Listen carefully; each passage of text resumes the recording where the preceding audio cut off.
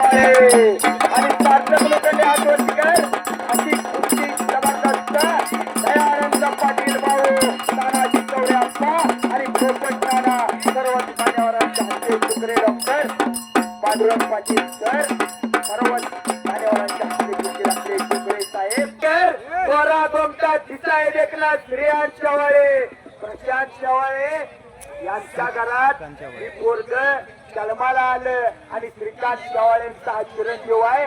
जबरदस्त कुस्ती लागले. शत्रू टोकला कुस्ती बघा डॉक्टर डॉक्टर कुस्ती बघण्यासारखी चालू झाली. श्रेयांश लढायला लागला. कर कर कर कर कर कुस्ती फिरायला लागले.